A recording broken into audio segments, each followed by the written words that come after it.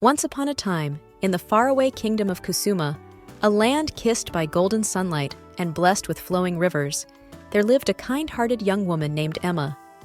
Though she was beautiful beyond compare, her true beauty lay within her heart, which overflowed with dreams, love, and hope. Yet, despite the grandeur of the castle in which she lived, Emma felt more like a prisoner than a princess. Her mother, Queen Alara, had passed away when Emma was just a baby, leaving her father, King Edward, to raise her alone. King Edward had never truly loved his late queen, as their marriage had been one of political convenience. His heart remained cold and distant from Emma, and as the years went by, he remarried the wicked Queen Elspeth, whose jealousy of Emma's grace and beauty grew with every passing day. Queen Elspeth had a daughter of her own, Princess Lila, and she made sure that her child was spoiled with luxuries. Lila's rooms were filled with the finest silks, jewels, and toys, while Emma was given no better than servants' work to keep her occupied. She was constantly belittled and mistreated by her stepmother and stepsister, who took every opportunity to undermine her worth. Yet despite it all, Emma's spirit remained bright. She found solace in the beauty of nature, where she often whispered her dreams to the stars and hoped that one day, love and happiness might find her.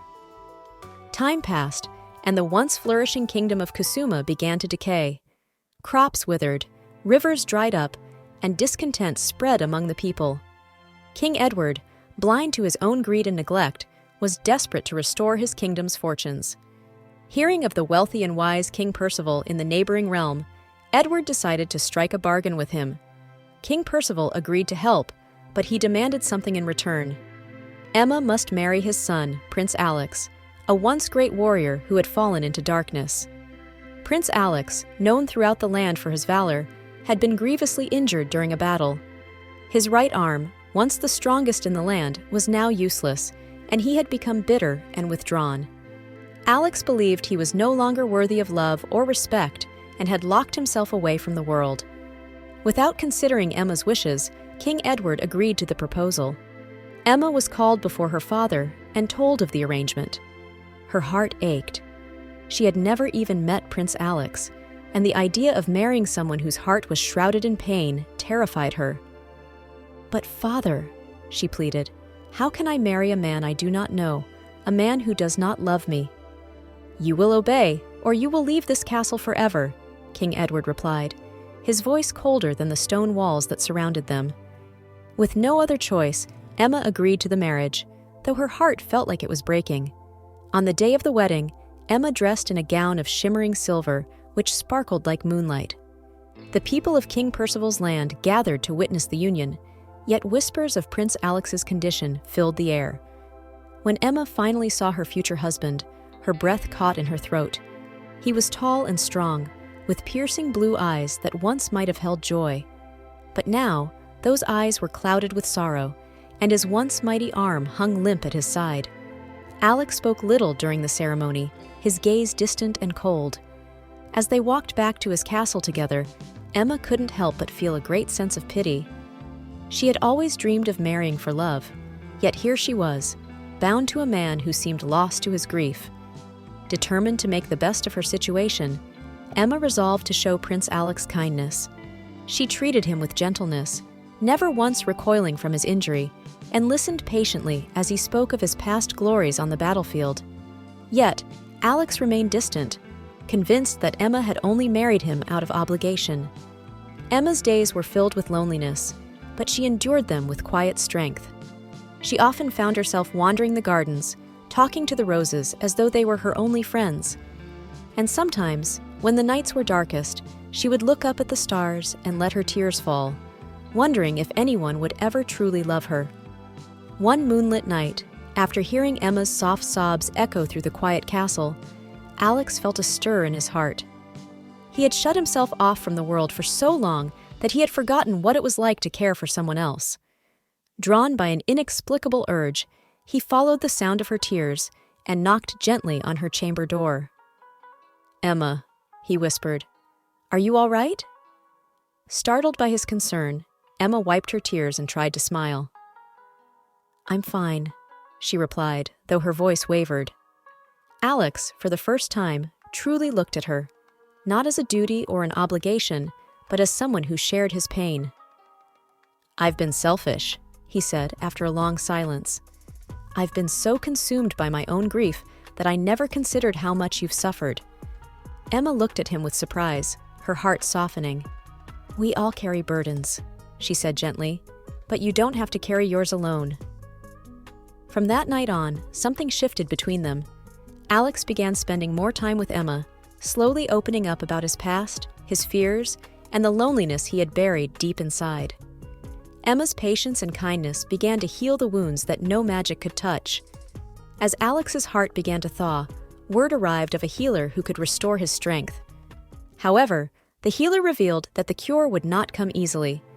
To heal Alex's injured arm, Emma would need to find a rare and magical flower that bloomed only once a year, at the very peak of the highest mountain, under the light of a full moon. This flower, called Luna's Grace, was said to hold the power of the moon itself, capable of healing the deepest wounds of the body and soul. But it could only be plucked by one whose heart was pure and filled with love. Determined to heal Alex, Emma set out on her journey. She braved treacherous paths, with cliffs so steep they vanished into the clouds. As she climbed higher, the air grew thin and cold, and the wind howled like 1,000 ghosts. The journey was perilous. Her feet slipped on jagged rocks, and the biting cold gnawed at her bones. Yet, her love for Alex guided her, pushing her onward. Finally, on the night of the full moon, Emma reached the summit. There, glowing like silver under the moon's soft light, was Luna's Grace. Its petals shimmered like stardust, and as Emma gently reached for the flower, a warmth filled her heart. She plucked it carefully, knowing that with this, she could heal Alex. With Luna's Grace in hand, Emma returned to the castle, her face flushed with the triumph of her success. The healer crushed the flower into a shimmering paste and placed it upon Alex's wounded arm. Slowly, as the magic worked, his arm began to regain its strength, and the pain that had weighed him down for so long vanished. Yet, it was not just his arm that was healed. It was his heart as well. For in Emma's bravery and love, Alex saw the truest form of devotion, and he knew finally that he was not alone. When Emma and Alex returned to their kingdom, they were greeted as heroes. The people, who had once whispered of Alex's fall, now marveled at his transformation. Together, they ruled with wisdom, love, and compassion, bringing prosperity back to the land. Not long after their return, Emma became pregnant, and soon the kingdom rejoiced at the birth of their twin children, a boy and a girl. The boy, Orion, was strong and brave, while the girl, Lyra, was gentle and wise. The twins grew up loved by all, and their birth was seen as a blessing to the kingdom, signaling the dawn of a new golden age. In the kingdom of Kusuma, King Edward's realm had fallen into ruin, overtaken by the ruthless General Arik. The royal family, King Edward, Queen Elspeth, and Princess Lila, were imprisoned in their crumbling castle. Upon hearing of Kusuma's plight, Emma and Alex, despite Emma's strained relationship with her father, could not abandon her homeland. Rallying their loyal army of peril, they marched through the ravaged land, their resolve hardened by the destruction they witnessed. At the castle gates, battle erupted. Emma and Alex fought side by side, their courage leading the charge. With fierce determination, Emma reached the highest tower where her family was held captive. There, she confronted General Arik, blocking his fatal strike against King Edward. In a swift duel, Emma overpowered him, ending his tyranny. With Arik defeated, the enemy forces surrendered. Reuniting with her family, Emma embraced her father, Queen Elspeth, and Princess Lila, healing old wounds. Together, they restored peace to Kusuma, with the army of peril hailed as heroes. Emma and Alex's love and bravery became the stuff of legend, passed down as a tale of redemption and hope. They ruled Kusuma with kindness and compassion, proving that true strength comes not from power, but from love. And so, they lived happily ever after. Emma had found the life she had always dreamed of, not through a crown or a throne, but through the strength of her spirit and the power of love.